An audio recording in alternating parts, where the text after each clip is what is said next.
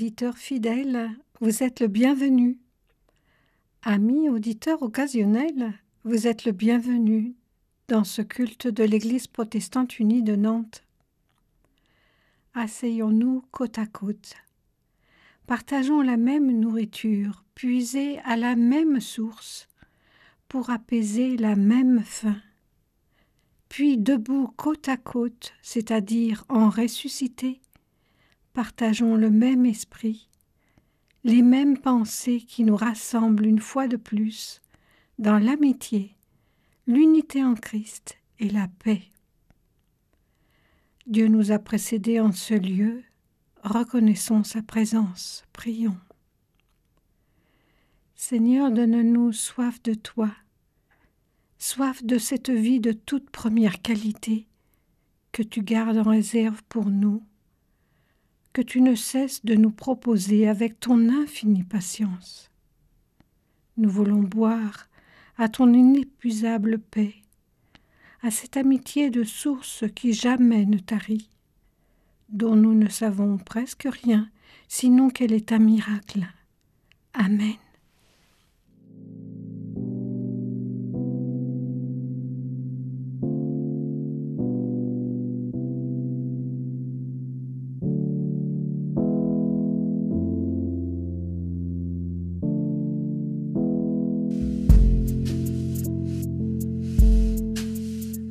Magnifique est le Seigneur, tout mon cœur pour chanter Dieu. Magnifique est le Seigneur, Alléluia, Alléluia.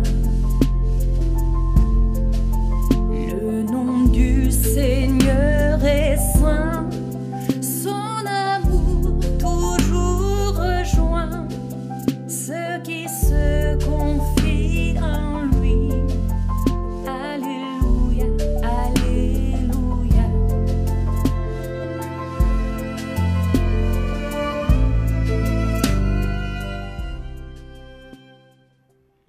Je vous invite à la louange. Prête l'oreille, amis pèlerins. Dieu est dans la brise du soir, souffle imperceptible au bord de ton attente.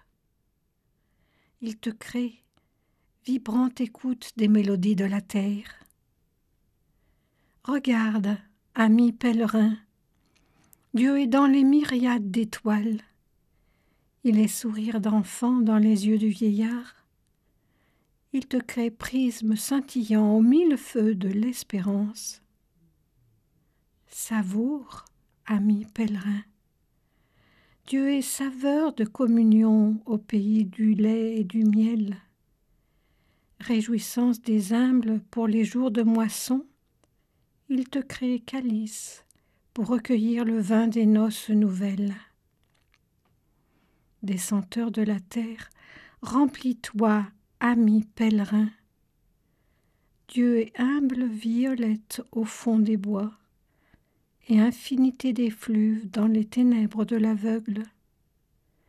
Il te crée parfum unique au bouquet de sa création. Ensemble, proclamons gloire à son nom. Amen. C'est toi qui me conduis. À travers toi, je suis en vie. Tu me traverses de ton amour et je te prie. C'est en toi que j'ai trouvé la vérité, la liberté, d'être qui je dois devenir, et je te prie. Nul autre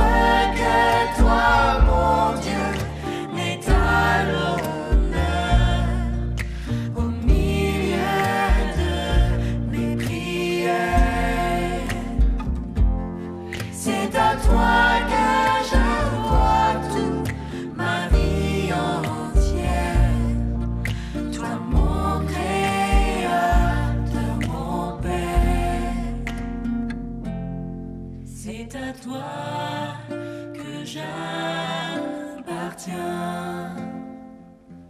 Ma destinée est dans ta main. Seigneur, je me tourne vers toi et je te prie. Oui, je te prie. Nous reconnaissons que nous sommes pécheurs, prions. Il n'est jamais trop tard, dis-tu, Seigneur?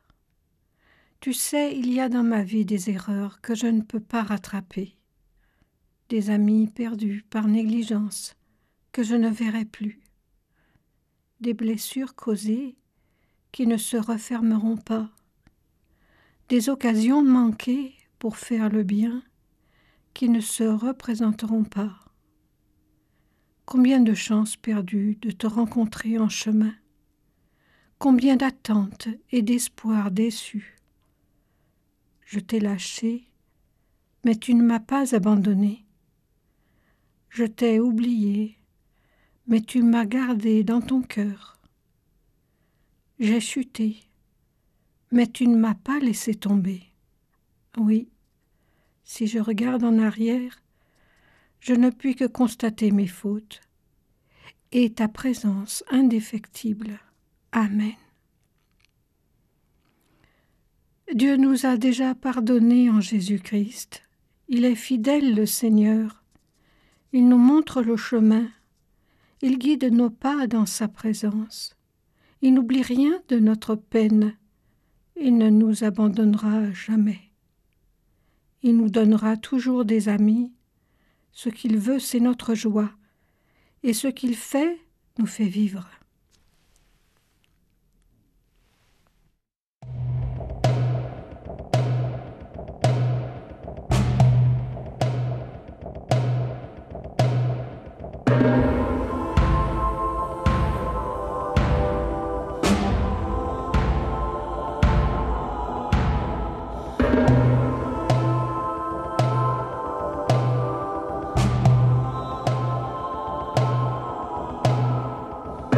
L'éternel Dieu me sauve et il m'éclaire.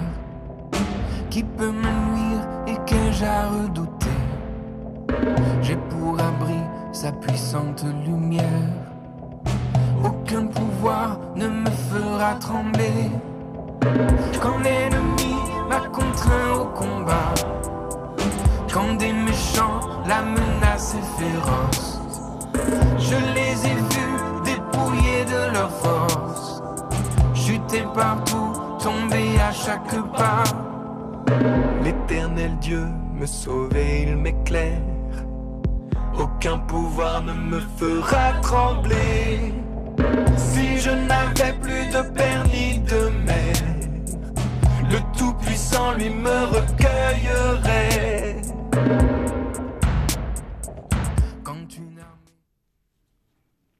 Avant d'ouvrir la Bible, nous prions. Seigneur Dieu, comme un père prend la défense de son enfant, comme un homme se porte garant de son ami, ainsi tu te lèves en notre faveur. Et personne ne peut t'empêcher d'être notre Dieu. Nous comptons sur toi.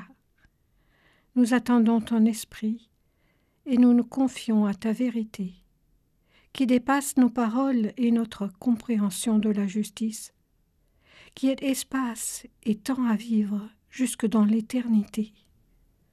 Amen. Nous lisons dans l'évangile de Luc au chapitre 16, les versets 1 à 9. Jésus raconte cette histoire à ses disciples. Un homme riche a un serviteur responsable de sa maison. Des gens viennent lui dire « Ton serviteur gaspille toutes tes richesses. » Alors le maître appelle son serviteur et il lui dit « Qu'est-ce que j'entends dire de toi?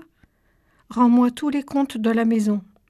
Maintenant, tu ne pourras plus t'occuper de mes affaires. » Le serviteur se dit « Mon maître ne veut plus que je m'occupe de ses affaires. Qu'est-ce que je vais faire? Travailler la terre? Je n'en ai pas la force. Devenir mendiant? J'en ai honte. Je sais ce que je vais faire.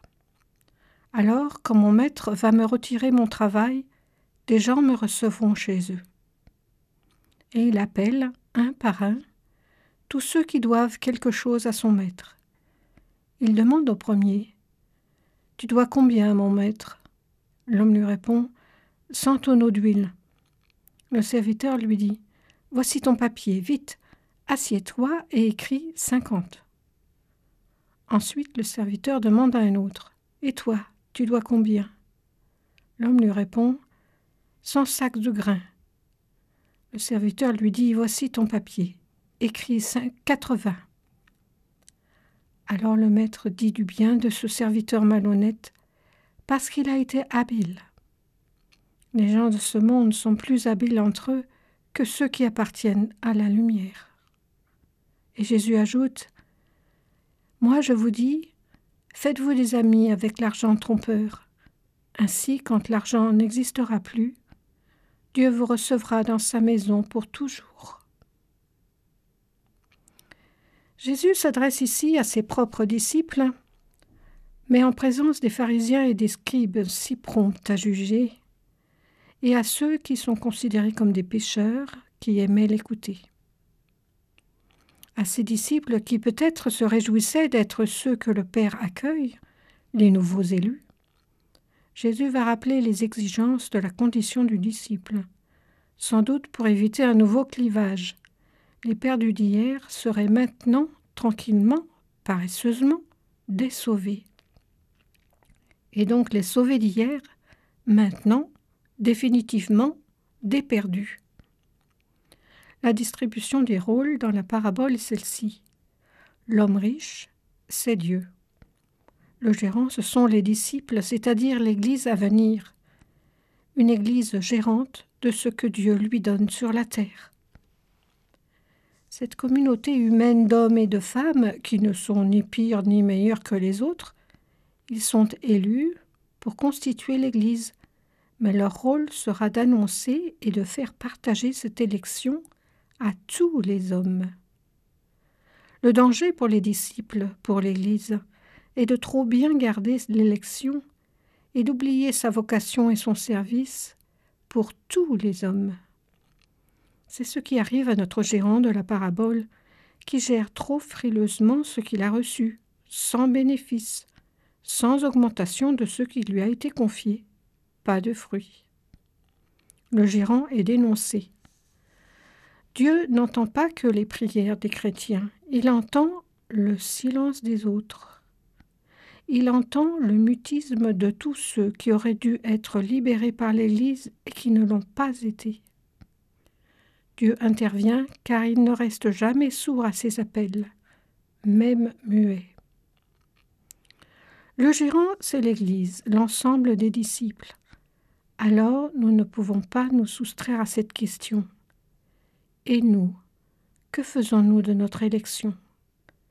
À qui adressons-nous à notre tour le message d'amour, de pardon, de réconciliation, d'espérance et de reconstruction? Voyons maintenant quelle fut l'attitude du gérant de la parabole. Mis dans l'obligation de rendre des comptes, perdant son emploi, il se rend compte que la seule chose qu'il sache faire était de gérer les biens de son maître. Que faire? Il réalise alors que non seulement les autres existent, eux aussi avec leurs problèmes financiers, les débiteurs du maître, mais encore qu'il pourrait bien avoir besoin d'eux. Il retrouve par le biais de la nécessité et du calcul ce que par vocation humaine il n'aurait jamais dû oublier. Peu importe qu'il en retire une faveur personnelle, l'important est que les autres s'intercalent maintenant dans sa vie, qu'ils y aient une vraie place. Il en est de même pour l'Église. Ce qui importe, c'est que les autres, tous les autres, soient pris en compte dans la gérance que fait l'Église de ce que Dieu lui a confié. Nous arrivons au 3e étage de notre interprétation.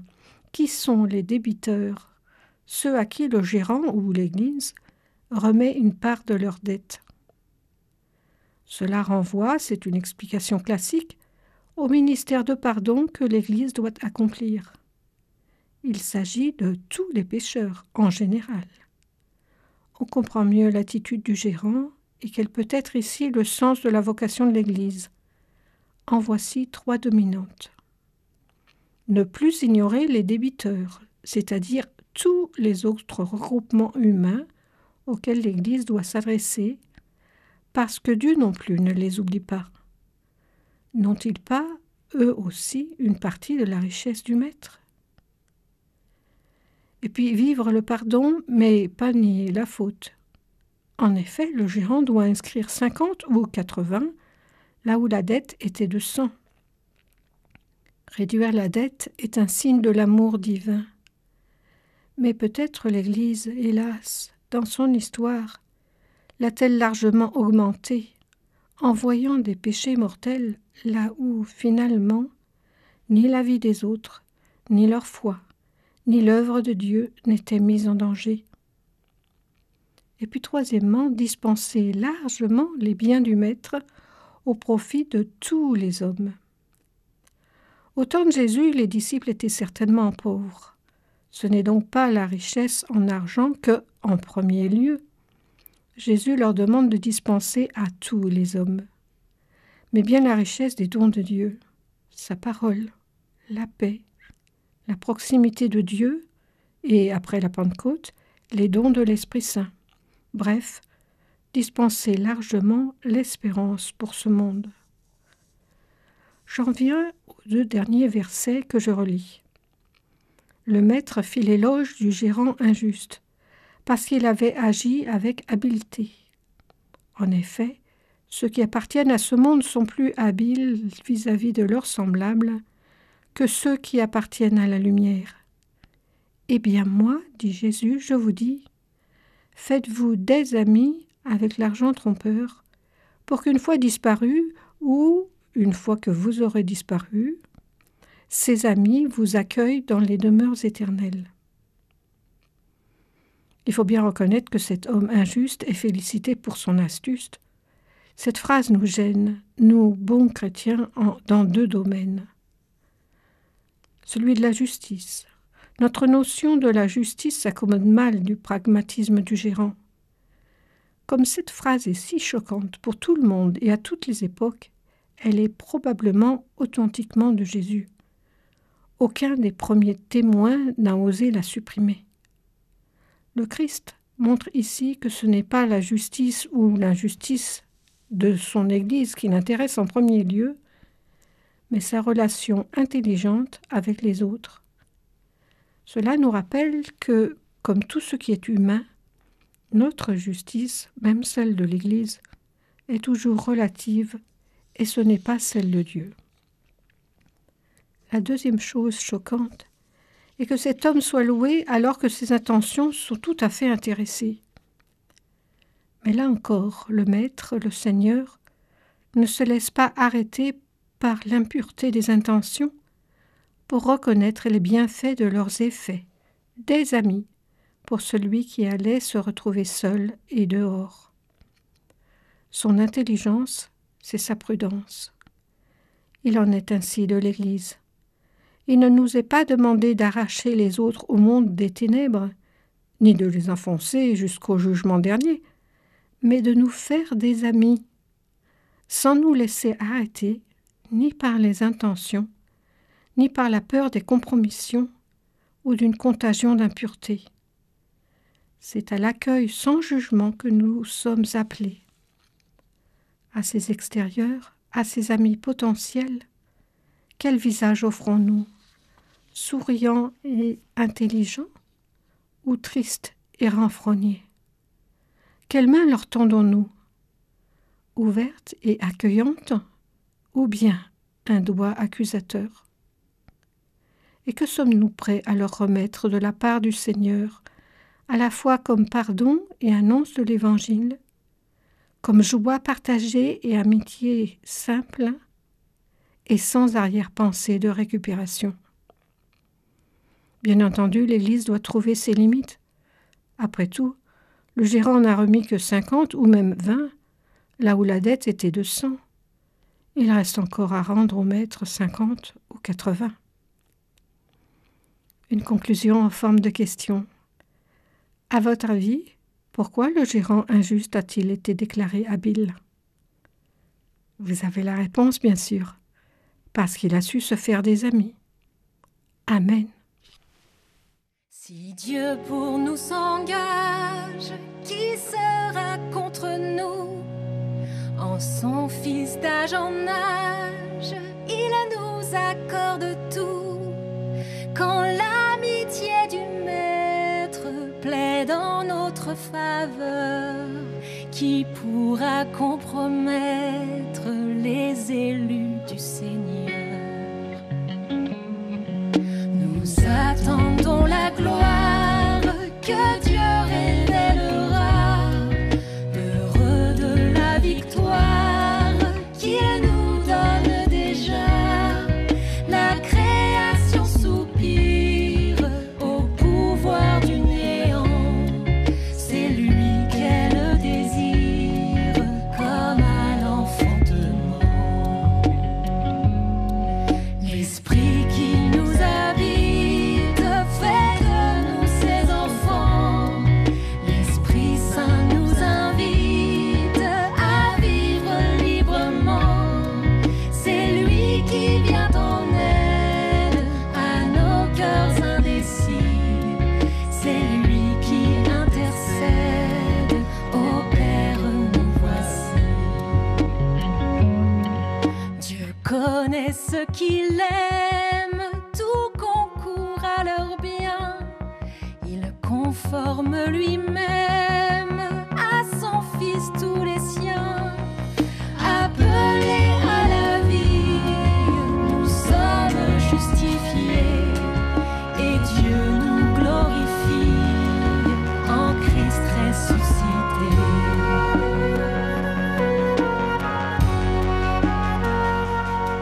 Je sais en qui j'espère, je le crois fermement. Les puissants de la terre, l'avenir, le présent, la mort ni rien au monde ne peut priver nos cœurs de l'amour que Dieu fonde en Christ notre Seigneur.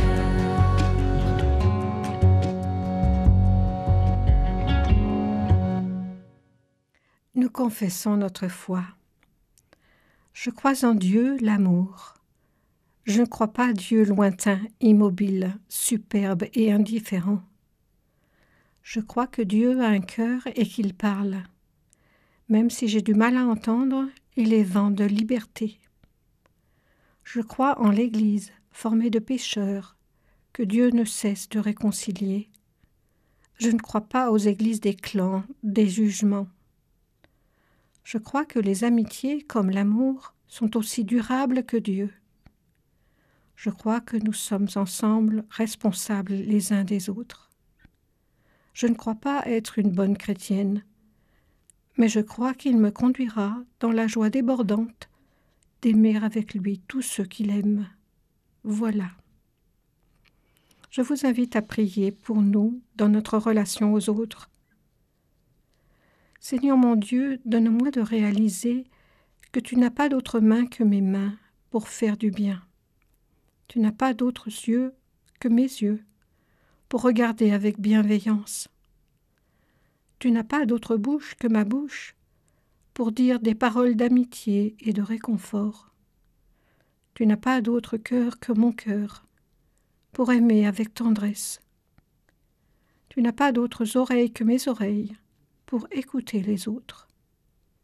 Tu n'as pas d'autre messager que moi pour vivre ton royaume avec les hommes d'aujourd'hui. Seigneur, je suis de ceux qu'on appelle les vieilles. Je vis dans le soir de la vie, bientôt ce sera la nuit. Ne me laisse pas seul pour mes derniers pas. J'ai vécu au milieu des hommes, maintenant je deviens solitaire. Mes amis meurent, personne n'a besoin de moi, chacun va son chemin.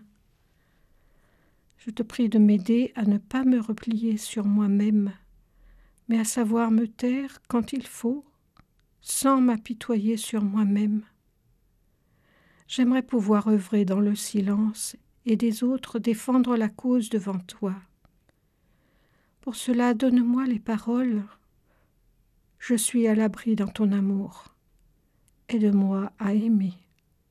Et avec toi, Jésus, je veux dire, notre Père qui es aux cieux, que ton nom soit sanctifié, que ton règne vienne, que ta volonté soit faite sur la terre comme au ciel. Donne-nous aujourd'hui notre pain de ce jour. Pardonne-nous nos offenses, comme nous pardonnons aussi à ceux qui nous ont offensés. Et ne nous laisse pas entrer en tentation, mais délivre-nous du mal. Car c'est à toi qu'appartiennent le règne, la puissance et la gloire pour les siècles des siècles.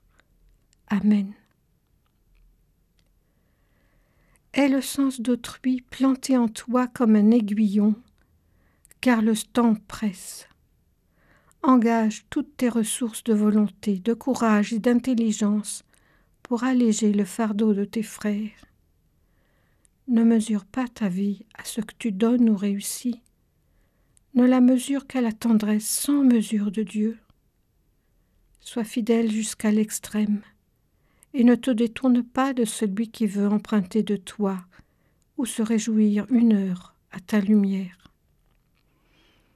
Que la bénédiction de Dieu devienne pour tous certitude de son amour et appel à le suivre.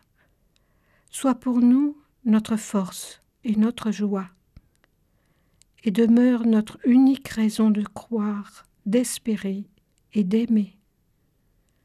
Dieu nous donne à tous sa paix. Amen.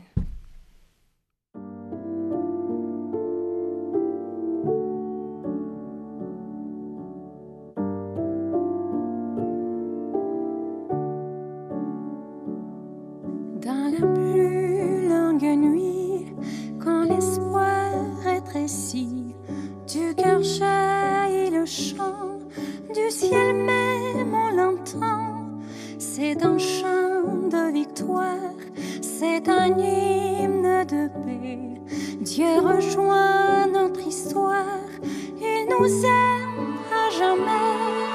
Gloire, gloire à Dieu, au plus haut des cieux. Gloire, gloire à Dieu, paix sur terre, aux hommes qui l'aiment.